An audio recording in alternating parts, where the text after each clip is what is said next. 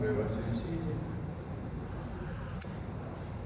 Como decíamos en la anterior clase, en intoxicaciones por órganos incorporados siempre se debe oxigenar al paciente antes de usar atropina para evitar los problemas cardíacos, la fibrilación que puede ocasionar la atropina.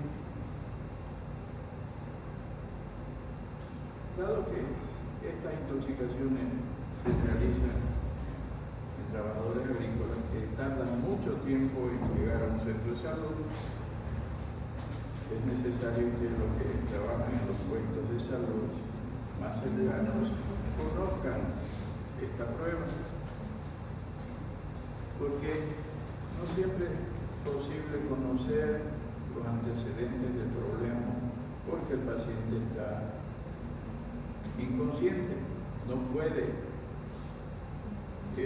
responder las preguntas que le vamos a hacer, y los que lo traen tampoco no conocen, no saben qué es lo que estaba haciendo su amigo o compañero de trabajo.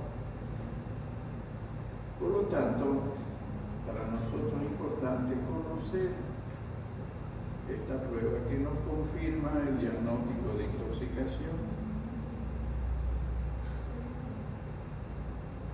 Esta ya se terminó de terminar. Esta prueba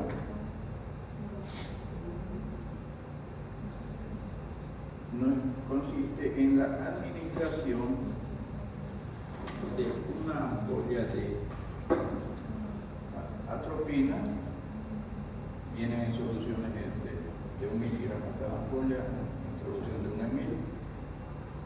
Se le inyecta por vía endovenosa y se observa el resultado del tratamiento que vamos a hacer con el paciente. Si este paciente responde a la atropina y le produce efectos, es una prueba positiva. ¿Qué es lo que esperamos que ocurra? En estos pacientes, lo que vamos a esperar es que haya taquicardia. Una taquicardia soportable que no le vamos a poner en riesgo la salud ni la vida del paciente, del intoxicado.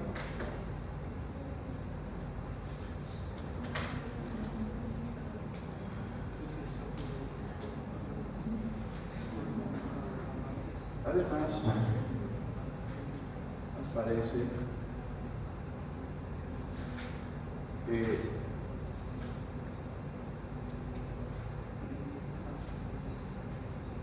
rubicundez facial, sequedad de la boca y midriasis.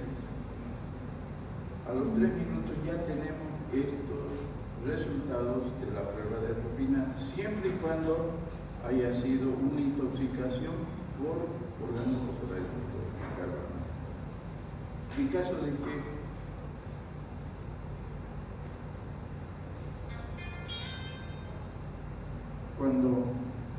al revés, cuando se trata de una intoxicación por organofosforados o carbonatos, no van a aparecer estos síntomas, estos signos de la atropina. El paciente va a quedarse igual. En este caso es una prueba positiva de intoxicación, porque cuando no hay estos venenos circulando, la atropina tiene sus efectos. Pero cuando está intoxicado, la atropina no va a presentar, no le va a hacer ninguna alteración, porque la dosis es muy baja para este tipo de pacientes. Y además decíamos que es importante tener presente el diagnóstico diferencial en estos pacientes. Debemos estar seguros de que se trata de una intoxicación primero y después de que es por órganos incorporados carbonatos. Porque estos síntomas, esta intoxicación nos puede presentar un paciente con convulsiones. Y cuando vemos con convulsiones, al llegar a emergencia, lo primero que pensamos es una epilepsia o una convulsión febril en niños.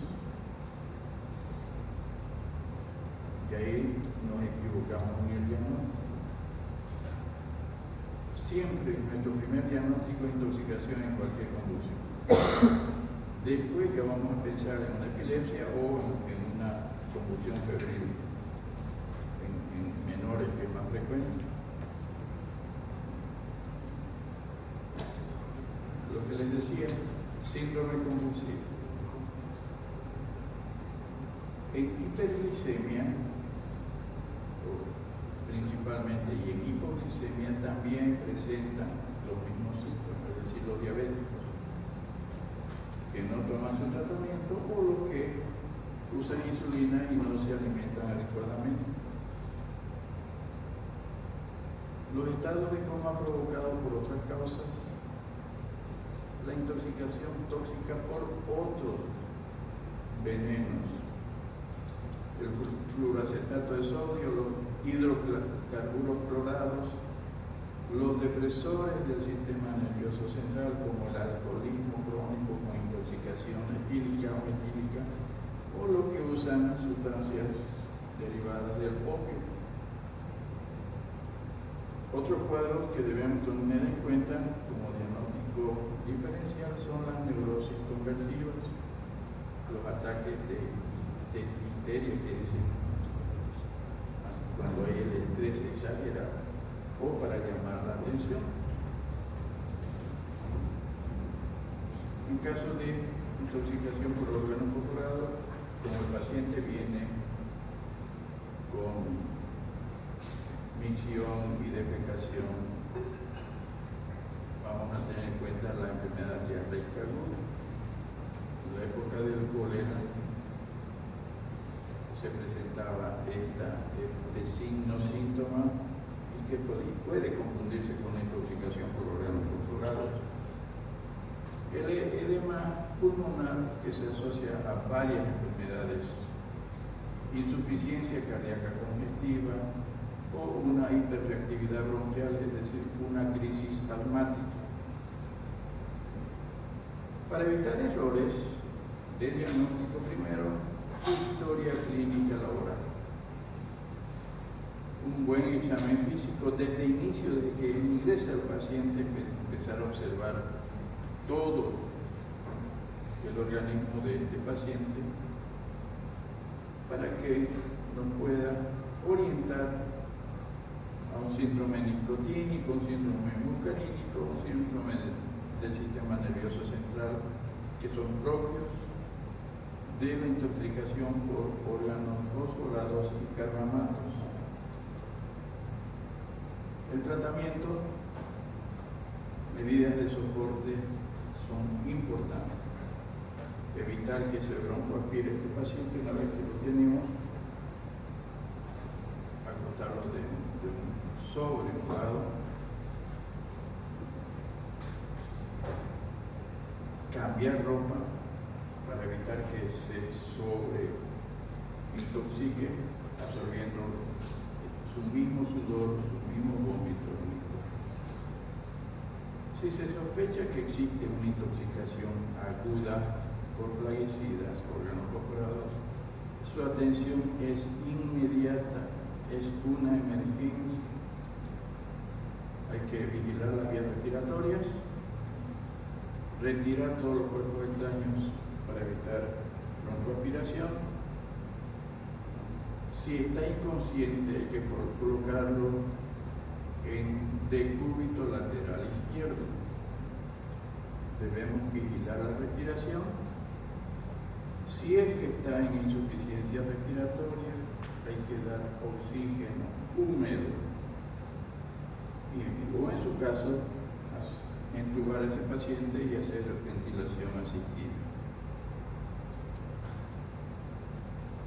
Es necesario mejorar la oxigenación lo más pronto posible, previo a la administración de atropina, para minimizar el riesgo de una fibrilación ventricular por el efecto de la atropina en estos pacientes. Cuando hay falla respiratoria severa, se debe mantener ventilación mecánica. Ahora, la mejoría clínica, la concentración de gases arteriales cuando está internado este paciente son parámetros muy útiles para determinar cuándo retirarlo del ventilador, si es que llegó a respiración asistida. Debemos vigilar la función cardiopulmonar. En los casos que se presente depresión cardiorrespiratoria, hay que de ya hacer maniobras de resucitación, monitorear los signos vitales y cuáles son presión arterial, frecuencia cardíaca y frecuencia respiratoria. Inmediatamente que veamos a estos pacientes hay que canalizar vías inadecuadas con los catéteres venosos de calibre mientras más grueso el catéter que podamos colocar en esas venas mejor. Cuando encontramos una vena con una bránula 22, 23, es más fácil, sencillo, debemos canalizar los dos brazos, porque el volumen que entra por ese lumen no es suficiente para reponer líquido que necesita estos pacientes. Debemos evitar el desequilibrio hidroelectrolítico, hay que administrar medicamentos en caso de que están fasciculando o convulsionando el diazepam endovenoso. La eliminación de la sustancia química es importante como objetivo de tratamiento y esto nos permite disminuir o evitar la absorción. Aquí debemos aplicar medidas de descontaminación, es decir, lavado frecuente, cambio de ropa frecuente y aumentar la eliminación de esta sustancia que se ha absorbido. Y depende de la vía de penetración, el tiempo que ha transcurrido entre el primer contacto y los síntomas y la llegada al servicio y el tipo de formulación que estaban utilizando o que estaban aplicando o fumigando, si es que es una mezcla de productos, si es que es un solo producto, para guiar el tratamiento. Nuevamente recalcamos, todo personal de salud que realice el manejo de estos pacientes debe tomar medidas de bioseguridad para evitar contaminarse, intoxicarse con secreciones, sudor, ropa de estos pacientes. Cuando ha sido por ingestión de estas sustancias y siempre y cuando el diluyente no haya sido un hidrocarburo, se debe realizar un lavado gástrico. Pero tiene sus indicaciones, el paciente debe estar consciente con sus reflejos presentes, con la vía aérea protegida, si es que está inconsciente el paciente. Se debe hacer lavado gástrico. Su utilidad es mejor mientras más pronto se lo realice después de la ingestión de estos tóxicos. Se dice que antes de los 60 minutos se debe realizar esta maniobra. Hay que colocar la sonda nasogástrica, aspirar el contenido gástrico y proceder al lavado con solución salina isotónica. Si es que hay ese momento, se puede hacer una solución de bicarbonato al 5% con agua del grifo de lavamanos que se tenga. y con eso se procede a hacer el lavado gástrico. Lo que se aconseja es que no sea menor a 5 litros lo que se utilice para lavar. Luego de los 80 minutos no se puede hacer un lavado gástrico. ¿Cómo? Luego de una hora no se puede hacer un lavado gástrico. Se puede, pero los resultados ya no son los óptimos, porque ya empezó a absorberse a nivel intestinal. Ya pasó esto, ¿no? Si solo el único forma para solucionarlo sería con lavado gástrico, no se podía combinar lo que está con lo que es carbón activado para absorber la toxina. Ahí vamos al uso del carbón activado. Nosotros en primera instancia intubamos, aspiramos el contenido y después empezamos a lavarlo para retirar todos los líquidos después de que hemos aspirado el contenido con la aspiradora. Ese estómago tiene que quedar vacío, empezamos a lavar, mínimo 5 litros de agua utilizamos en ese lavado, o cuando vemos el retorno del líquido que hemos empleado para lavar, no tiene olor ni tiene color, sale cristalino, suponemos que ahí hemos eliminado todo el tóxico y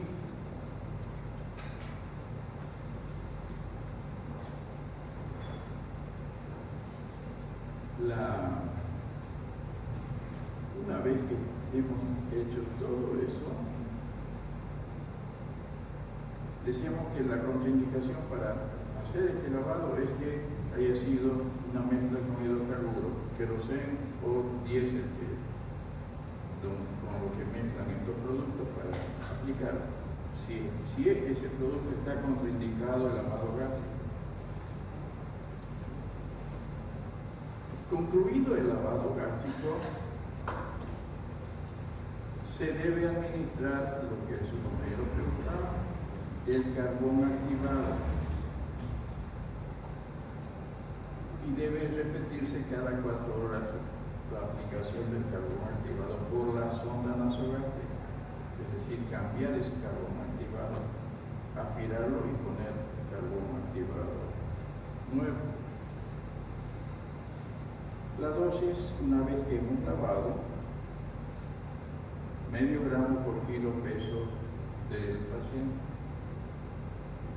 Si pesa 80 kilos, agarramos 40 gramos de carbón activado, lo diluimos con 300 ml de suero fisiológico o agua común y se lo pasamos por sonda nasogástrica. Y eso hacemos cada 4 horas. En niños, por cada 4 kilos que pese 1 gramo, es decir, 25 miligramos, 250 miligramos por kilo peso en niños cuando realizamos este tipo de procedimientos.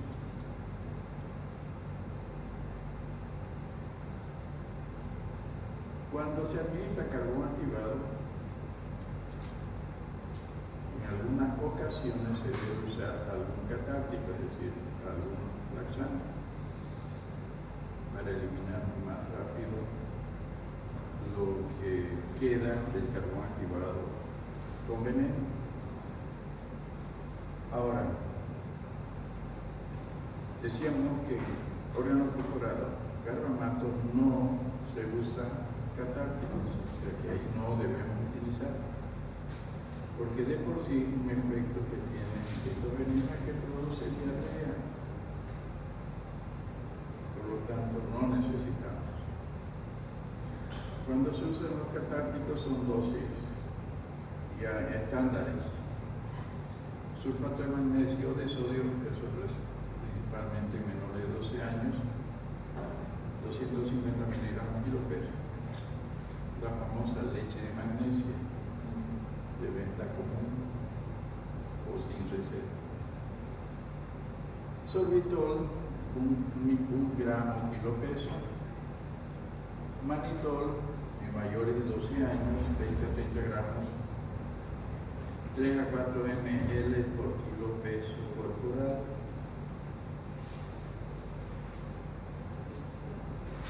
Los vomitivos o los eméticos, cuando no se dispone carbón activado, no se tiene la sonda nasogástrica para ser lavado, en muchas ocasiones, aunque ya no es rutina, se le estimulaba al paciente para que vomite, ¿no? Cuando no había el jarabe de ipecacuana, o cuando no hay, le metían el dedo a la úvula, le hurgaban la úvula y el paciente empezaba a vomitar. Pero eso es inmediato, ¿no, doctor? El problema es que, como ya vamos a ser médicos, tenemos que evaluar si hacer o no ese procedimiento. Si el paciente olemos que está con olor a diésel o con olor a queroseno, no se hace eso, porque es un hidrocarburo. Y el peligro del hidrocarburo es que al vomitar respire y el gas del disolvente se vaya a los pulmones. No solamente el líquido en sí, sino el gas, los gases que produce se vayan directo a los pulmones. ¿Sí? Hay que aumentar la excreción del tóxico, mantener la diuresis y no usando furosemida, no usando estimulantes de la diuresis, sino aumentando el volumen a través de hidratación. Lo hidratamos y el paciente va a empezar a orinar. El uso de antídotos se usa para las intoxicaciones por órganos fosforados y carbamatos. El antídoto es la atropina. Pero la atropina no estimula el funcionamiento de la acetilcolinesterasa. Es un antídoto que solo disminuye los síntomas, pero el efecto del veneno continúa. Porque decíamos que la unión de la acetilcolinesterasa con el veneno, con órganos fosforados, era irreversible.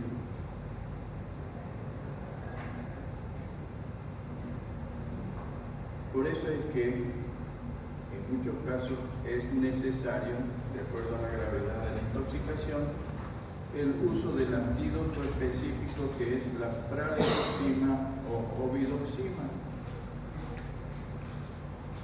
Son los antídotos específicos para órganos fosforados y carbamatos. Estos sí son medicamentos que cortan la unión del veneno con la acetilcolinesterasa, la enzima.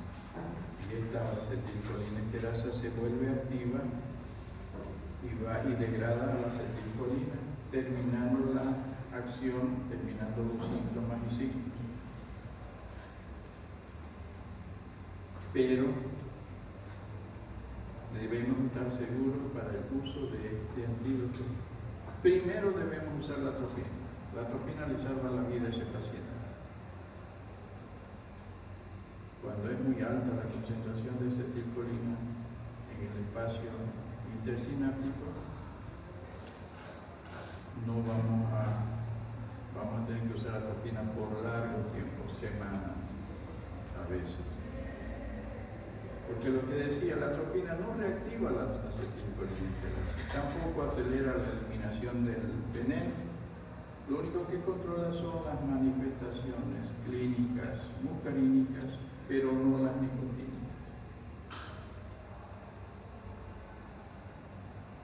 Algo que siempre se debe tener presente es que no se debe atropinizar a un paciente que está con insuficiencia respiratoria, está cianótico.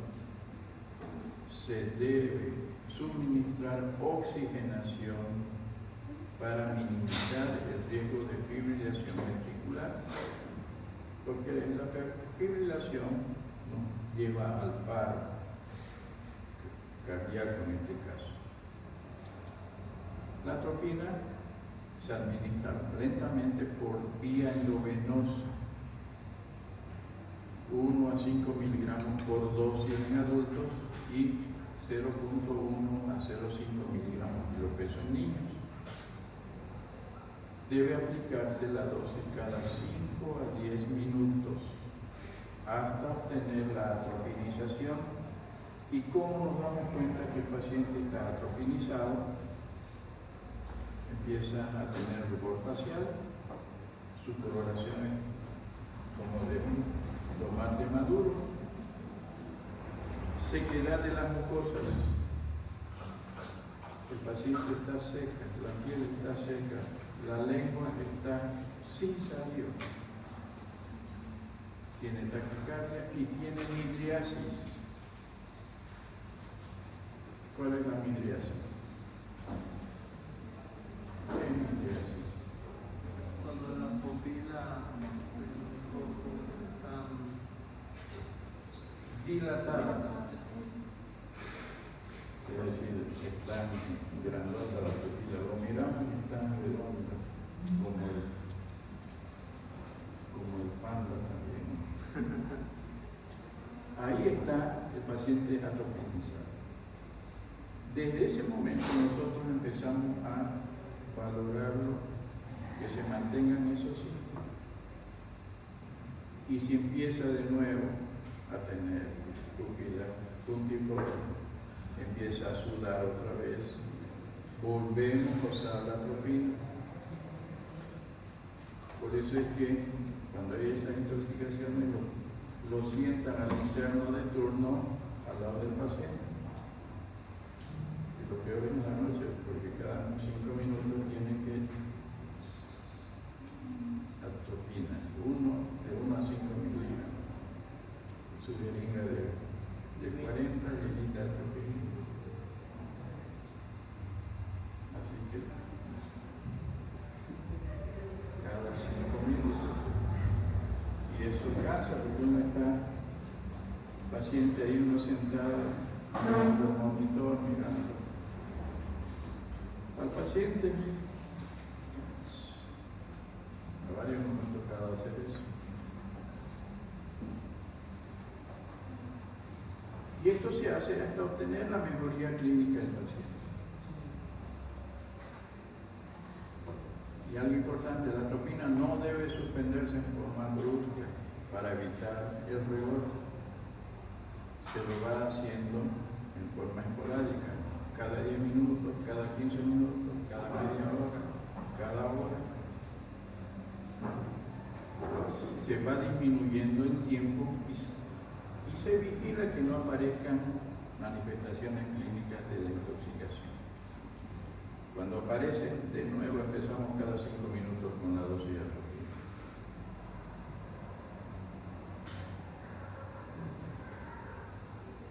Ahora, el delirio, la agitación psicomotriz, las arritmias cardíacas son síntomas y signos de intoxicación atropínica. Cuando aparecen estos síntomas, se suspende la administración de la atropina. Ahora, las oximas, el antídoto específico, se debe recordar que se indica solamente en intoxicación por órganos fosforados y no en carbamatos, porque decíamos que el carbamato tiene rápido metabolismo hepático y la unión de anticoliniterasa con el tóxico es débil, pronto se separa y se reactiva la acetilcoliniterasa. Se contrarrestan las manifestaciones nicotínicas y del sistema nervioso central con las oximas. Se deben utilizar en las primeras 24 o 36 horas de la intoxicación. La más utilizada es la pralidoxima, cuando hay, o si no, la obidoxima, cuando existe. Se llama Protopan Contractium Toxotonin, el nombre comercial. Las dosis en mayores de 12 años y en adultos de 1 a 2 gramos diluidos en 100 a 200 de suero glucosado al 5%, principalmente o solución salina isotónica. se debe pasar 10 a 20 miligramos ml por minuto. En niños menores de 12 años, 20 a 40 miligramos kilo peso, diluido a razón de 10 ml por kilo peso del niño. Y se deben inyectar lentamente estos productos.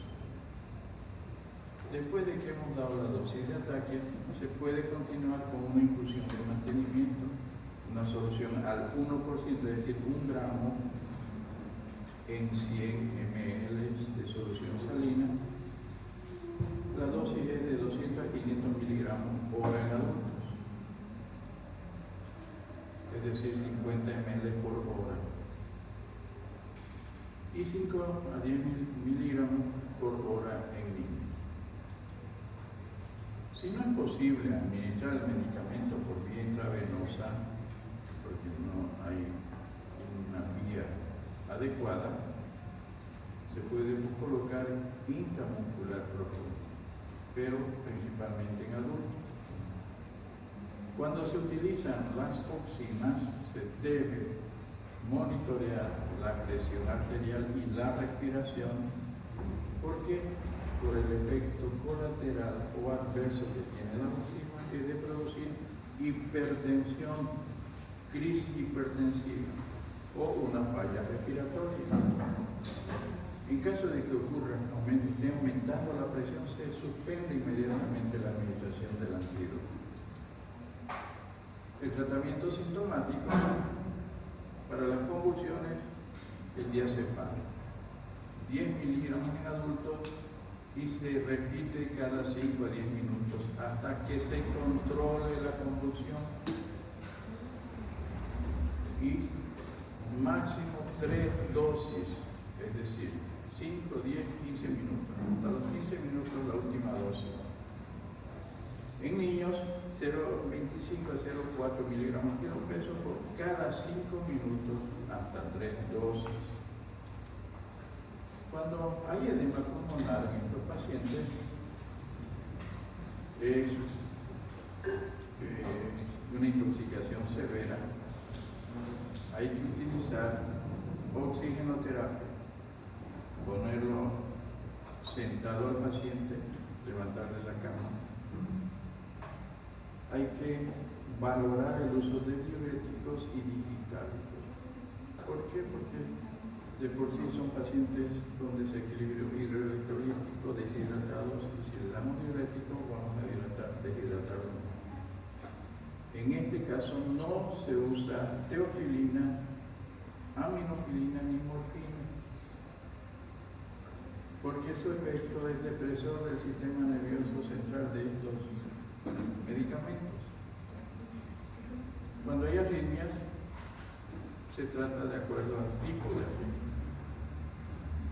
¿Qué es lo que no le debemos dar a los pacientes intoxicados por órganos fosforados o carbonatos? Teofilina, aminofilina, porque nos llevan a arritmias cardíacas.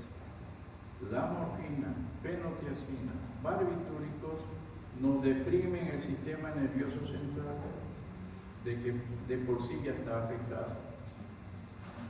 No se debe administrar profilácticamente atropina o oximas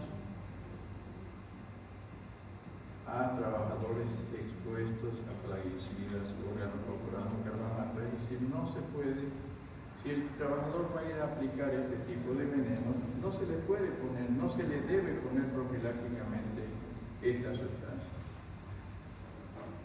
Primero, porque los síntomas que le puede producir, y segundo, le crea una falsa expectativa de seguridad.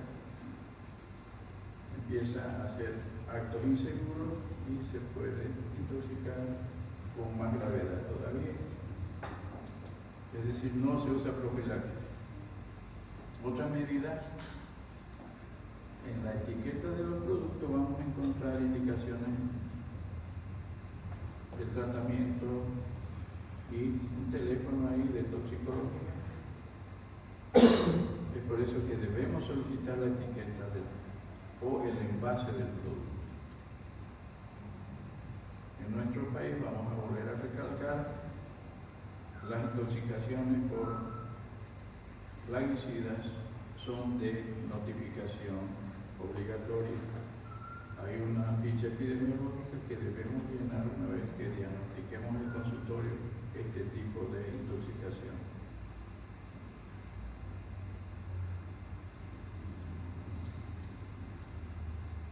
Seguimiento y pronóstico. La intoxicación por inhibidores de la colinesterasa, organoclorados, carbamatos, es una emergencia médica, tiene alta mortalidad. Son muchos los papeles que juegan en el pronóstico de esta intoxicación. La dosis, la toxicidad, las vías de absorción, la rapidez al acceso a atención médica, la aplicación oportuna de medidas de soporte vital, la rapidez que se llegue al diagnóstico correcto y lo importante, la calidad de asistencia médica y disponibilidad de antídotos. De todos estos factores depende el pronóstico que le demos a esos pacientes. Muchas veces, si el paciente supera las fases agudas, es decir, lo hemos sacado de la intoxicación aguda, debe hacerse un seguimiento, una evaluación clínica permanente y determinar la actividad colinesterásica en los eritrocitos. Y esto nos ayuda a evaluar la recuperación de la actividad enzimática. Y esto lo hacemos hasta 2 semanas después de que lo hemos sacado de la intoxicación. Debemos evaluar frecuentemente los daños que pueden haber quedado en el sistema nervioso central y periférico, las funciones neuromusculares, debilidad en la marcha, alteraciones en la conducta, son pacientes con depresión. Esto y en salud pública debemos aprovechar a hacer educación en la familia y en los compañeros de trabajo para evitar intoxicación en ese grupo. También decíamos que hay efectos tardíos, sobre todo en el sistema nervioso central y periférico. Por eso es que debemos detectarlo oportunamente para su tratamiento o mandarlos a fisioterapia. Efectos a largo plazo, recordemos, efectos mutagénicos, pueden producir fibroblastos embrionarios humanos alterados, efectos teratogénicos, son estudios que ya se han hecho aquí en la Monca de la Ruta, han hecho el estudio y han demostrado que produce. Los efectos teratogénicos se han comprobado en ratas albinas. Efectos cancerígenos, linfomas no Hodgkin, es frecuente en trabajadores agrícolas que usaron el malatión, un producto antiguo.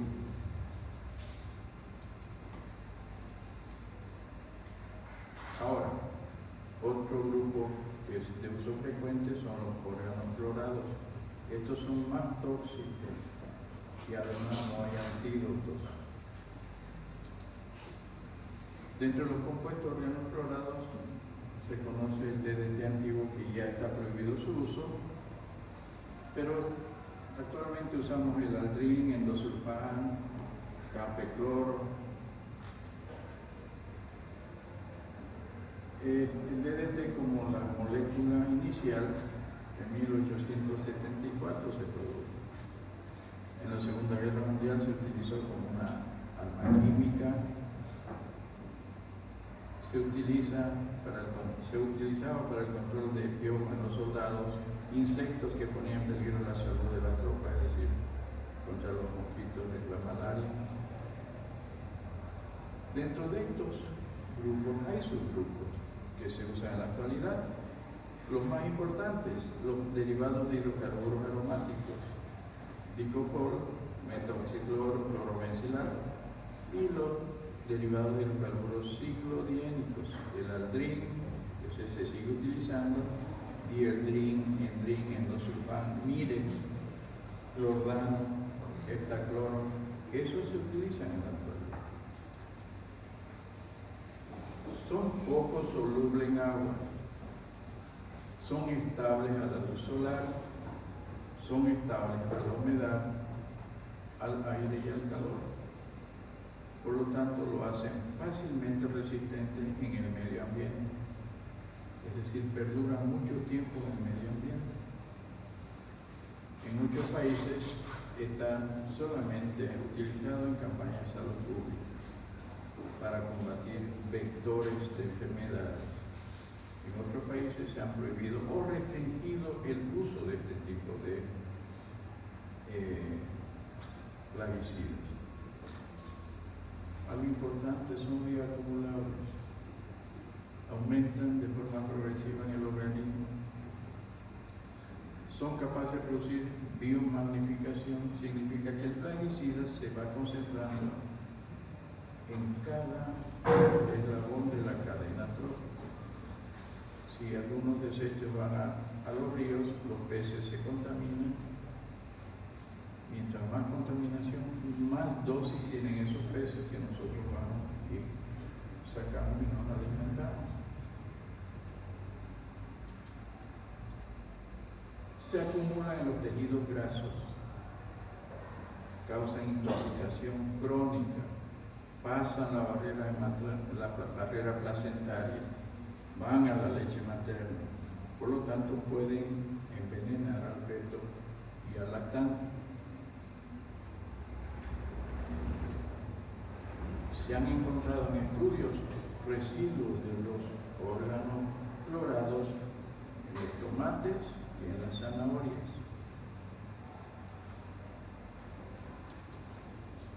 Los que conocemos y que están en el comercio: Cloraer, Aldrite, Trino, Clordán, Quepone, Clorógeno, Fenotano, Dieldrite, Hexadrin, PHC, Isotor, Diclorano Mirex, Tiodan, Toxaquil, Estrobane T, son nombres comerciales. La vía de ingreso: vía oral, vía respiratoria y DDT.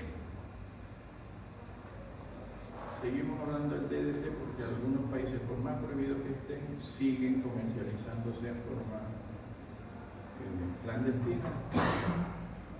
El DDT es poco absorbido por la piel, mientras que el Aldrin y Endrin, que es de venta autorizada, se absorben con mayor rapidez y en más proporción, es decir, más dosis.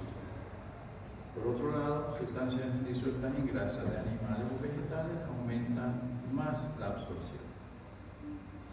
En caso de una intoxicación de una mujer embarazada, el feto se ve también afectado porque atraviesan la barrera placentaria. El recién nacido puede también envenenarse a través de la lactancia materna. Los órganos clorados son sustancias, hablando de toxicocinética y toxicodinámica, son poco solubles en agua.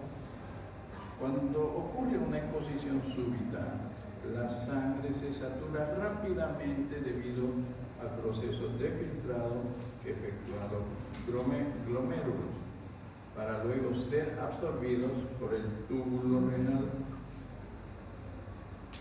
debido a su membrana liposoluble. Como consecuencia, la saturación hace que se acumulen en tejidos grasos y causan intoxicación crónica. El metabolismo se lleva a cabo lentamente en el hígado por acción de enzimas microsomales que producen oxidación, conjugación, transformando la molécula liposoluble en hidrosoluble para ser eliminada. De manera especial, el DDT, el DDE, los ciclodienos, el Mirex, el Quepone, inducen dichas enzimas y metabolizan, que también metabolizan algunas drogas que se utilizan en esta intoxicación. Cuando a la persona se le ha administrado por cualquier causa alguna droga o medicamento que se metaboliza por esta vía, el metabolismo es más lento, por lo tanto puede haber intoxicación por el órgano clorado y el medicamento que le estemos dando. ¿Cuál es el mecanismo toxicológico? Los efectos tóxicos los ejercen sobre el sistema nervioso, aumentan la irritabilidad de las neuronas. Los órganos clorados, a diferencia de los fosforados y carbamatos, no inhiben la acetilcolinesterasa, por lo tanto esos síntomas no aparecen. El diagnóstico de intoxicación aguda por órganos clorados se basa principalmente en los antecedentes de exposición. Las características del cuadro clínico, y no olvidemos las modificaciones que presentan los disolventes de estos productos, porque estos disolventes deben ser hidrocarburos para disolverse, no se disuelven en agua. Cuadro clínico, las manifestaciones tempranas, hiperestesias, parestesias en la cara o en las extremidades. También vértigo, incoordinación, temblor, confusión mental. En casos de ingestión, irritación gastrointestinal, vómitos, diarrea, dolor abdominal. En los casos más severos, hay contracciones mioclónicas seguidas de convulsiones tónico-clónico generalizadas. Aparecen antes de las 48 horas y persisten por tiempo más. Las altas concentraciones aumentan la irritabilidad cardíaca, producen arritmias. Puede presentar por efecto central coma y depresión respiratoria. Este cuadro puede modificarse por efectos de los solventes orgánicos que se utilizan. El cuadro de intoxicación por ciclodieno, es decir, los DRINES, como ejemplo, el toxapeno, generalmente empieza en la presentación súbita de convulsión, sin síntomas prodrómicos, directamente de las convulsiones. Y es ahí la confusión en el diagnóstico. En exposición de fórmulas que se vaporizan, hay irritación ocular, irritación de la mucosa nasal, de la orofaringe, pero estos síntomas desaparecen cuando los sacamos del lugar que está contaminado con estos vapores. Se ha observado degeneración grasa del hígado, por eso es que es un efecto tardío que puede causar insuficiencia hepática y la muerte en estos pacientes. El daño túbulo-renal con insuficiencia renal, trastornos hematológicos, anemia aplásica. ¿Han llevado hemato? Todavía. Todavía. Próximo semestre. Ahí van a conocer en qué consiste la anemia aplásica. Es donde la médula ósea no produce glóbulos rojos. En caso de intoxicación severa por lindano, el lindano es de uso común. Los pruebas de laboratorio, las más sensibles es la cromatografía de gases para determinar plaguicida organoclorada o sus metabolitos en sangre, orina, contenido gástrico, materia fecal u otras muestras biológicas que se pudieran obtener. Es posible determinar con esas pruebas el tipo de plaguicida aún a concentraciones muy pequeñas en nuestro organismo. El solo reporte positivo del laboratorio constituye una prueba de intoxicación por órgano clorado. Y además debemos recordar, son plaguicidas de depósito, quedan mucho tiempo en el ambiente. Y todos nosotros podemos estar contaminados con niveles mínimos en nuestro organismo por el consumo de tomate, de zanahorias. El lindano se puede detectar como productos en sangre. Las pruebas de función hepática, no solamente en la DT, sino en todos estos tóxicos, se debe realizar para determinar el pronóstico de los pacientes. Algo que debemos siempre considerar en todas las intoxicaciones es que no se debe esperar los resultados del laboratorio para iniciar tratamiento de cualquier intoxicación. No podemos decir, esperemos al laboratorio. El laboratorio mínimo tarda 1 hora en un hemograma, ¿no? Y hasta eso, peor si le hacemos toxicológico de orina o de sangre, tarda 4 horas. El tratamiento se inicia con las medidas de soporte vital. Muchas veces la vida del paciente depende de una adecuada aplicación. ¿Y cuáles son los soportes? Canalizar bien importante líquidos electrolitos en primera instancia, mantener los signos vitales, presión adecuada, frecuencia respiratoria adecuada. Hay que vigilar la vía respiratoria. ¿Por qué? Decíamos que tiene efecto a nivel del sistema nervioso central. Y ahí están los centros de la respiración. Hay que retirar cuerpos extraños, restos de vómito, hay que aspirar secreciones.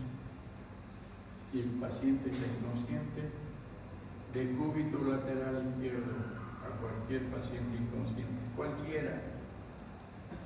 Vigilar la respiración, oxígeno húmedo, 4 a 6 litros minuto. Cuando hay falla respiratoria severa, hay que mantener la ventilación, ya sea con el AMBO o la intubación y ponerlo al respirador. Hay que medir los gases arteriales para determinar cuándo quitar el respirador en estos pacientes. La función pulmonar debemos vigilar. En caso de que se presente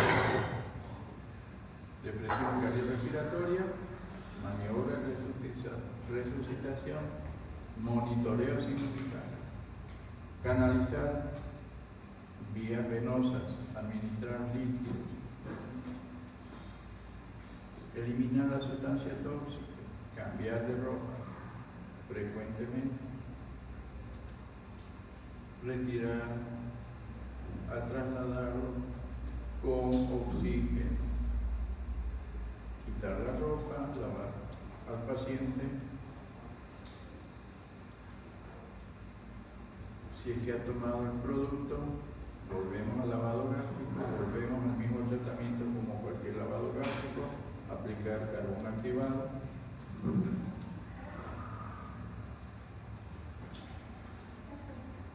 Los catárticos no se usan, tampoco los vomitivos en este caso, porque son pacientes que están inconscientes. Para los órganos fosforados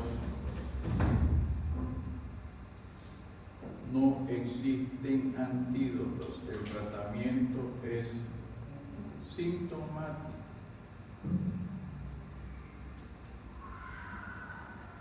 Para las convulsiones, porque afecta al sistema nervioso central, hay que usar diazepam, porque es uno de los medicamentos que menos deprime el sistema nervioso central. Se puede utilizar fenitoína por viento venosa, no bioral. Fenobarbital por viento venoso.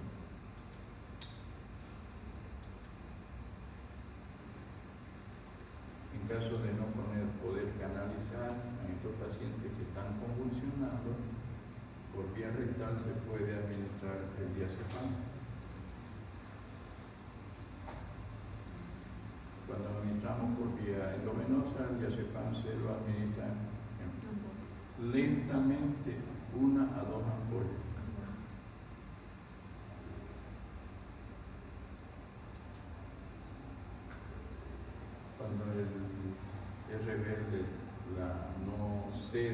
disfunción, se recurre al pentobarbital sódico o a la succinilcolina.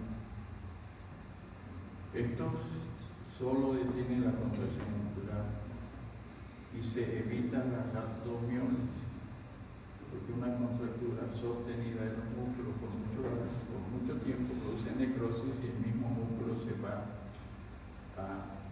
destruyendo en sí.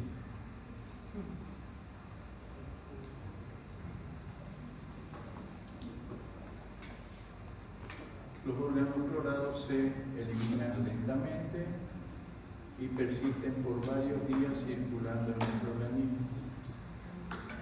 Las arritmias son fibrilación ventricular y su tratamiento es de acuerdo al tipo de arritmia que se presenta. Otras medidas: no conviene administrar epinefrina o aminas adrenérgicas o atropina en estos pacientes. Predisponen a lesión del músculo cardíaco y fibrilación ventricular. No se deben administrar aceites por vía oral, cualquiera sea vegetal o animal, porque incrementan la absorción de los órganos clorados y también de los órganos fosforados. La colestiramina de 4 gramos 4 veces al día para acelerar la excreción biliar y fecal de estos compuestos.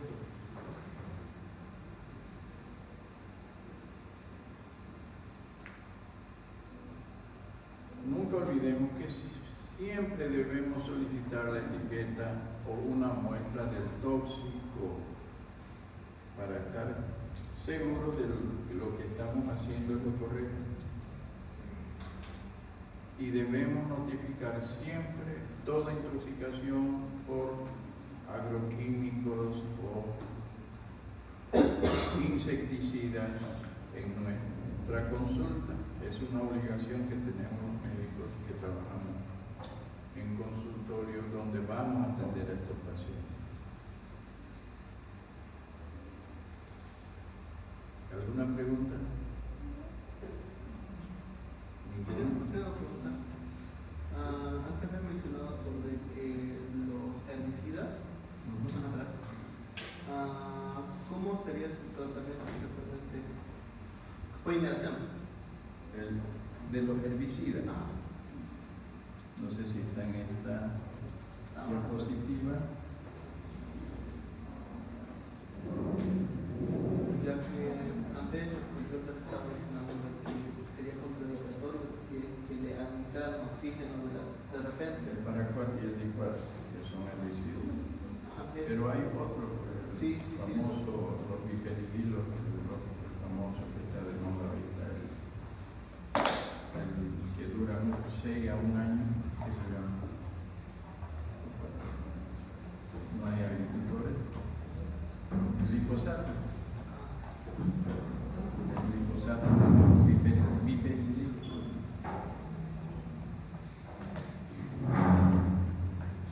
Ese trabajo lo va a hacer para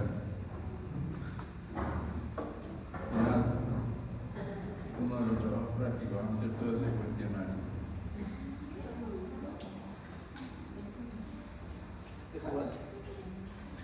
¿Cómo?